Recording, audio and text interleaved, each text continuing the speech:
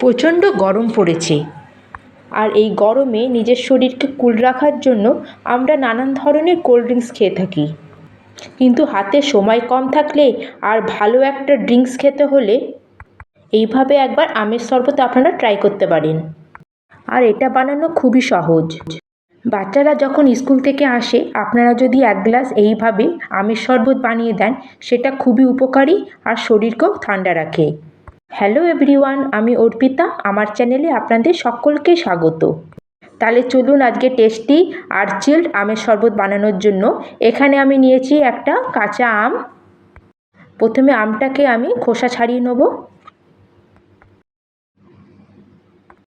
খোসা ছাড়ানোর পরে আমের যে মাঝখানে আটির পোর্শনটা আছে, সাদা পোর্শনটা, এটাকে আমরা কেটে বাদ দিয়ে দেবো এইভাবে। আর আমগুলোকে আমি এভাবে ছোট ছোট টুকরো করে কেটে নিয়েছি। এবার একটা মিক্সিং জার নিয়েছি, আর এই জারের মধ্যে আমের টুকরোগুলো সব দিয়ে দেবো। এবার এর মধ্যে দেবো কিছু ধনেপাতা, দেবো সামান্য পুদিনা পাতা, দেবো এখানে 1 চামচের মতো বিট নুন, 1 চামচ চাট মশলা, 1 চামচ গোলমরিচের গুঁড়ো, 1 চামচ জিরে ভাজার গুঁড়ো, আর আমি এখানে নিয়েছি মিশ্রি। মিশ্রিটাকে আমি নোড়ায় করে একটু গুঁড়ো করে নিয়েছি। এখানে আমি কোনো চিনির ব্যবহার করছি না।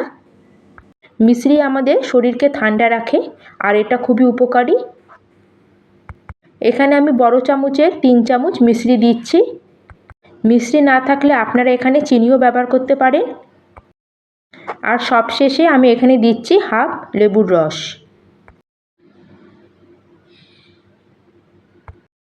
এবার এর মধ্যে আমি হাফ গ্লাস মতো জল দিচ্ছি, দিয়ে এটাকে আগে আমি একটা পেস্ট তৈরি করে নেব, পরে আরও জল দেবো এর মধ্যে। এবার এটাকে আমি মিক্সিতে পিষে নেব। এই দেখুন বন্ধুরা, আমের শরবতটা আমার হয়ে গেছে। এখানে আমি প্রায় আরও হাফ গ্লাস মতো জল মিশাবো। জলটা একটু কম বেশি করতে পারেন।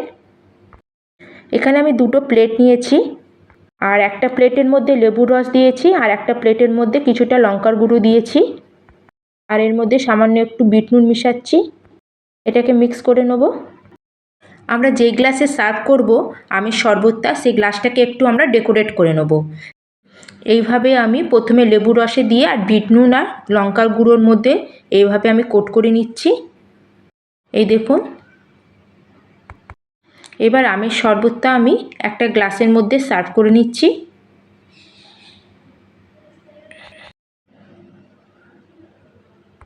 আর সবার শেষে আমি শরবতে কিছুটা আইস দিয়ে দিলাম। ব্যাস, আমাদের রেডি টেস্টি চিল্ড কাঁচা আমের শরবত।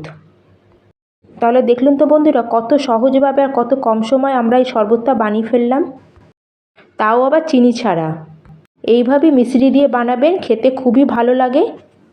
আর মিষ্টি শরীরের জন্য খুবই উপকার, শরীরকে ঠান্ডা রাখে। বন্ধুরা, আজকের যদি আমার এই আমের শরবতের রেসিপি আপনাদের একটু ভালো লেগে থাকে, তবে প্লিজ প্লিজ প্লিজ লাইক করবেন, কমেন্ট করবেন এবং আমার চ্যানেলকে সাবস্ক্রাইব করতে একটু ভুলবেন না। তাহলে কোনো গেস্ট আসলে আর চা কফি না খাইয়ে এভাবে আমের শরবত বানিয়ে খাওয়ান, দেখবেন এই আমের শরবতের একবারে ফ্যান হয়ে যাবে। তাহলে আজকের মতো আমি এখানেই শেষ করলাম। জয় হিন্দ, জয় ভারত।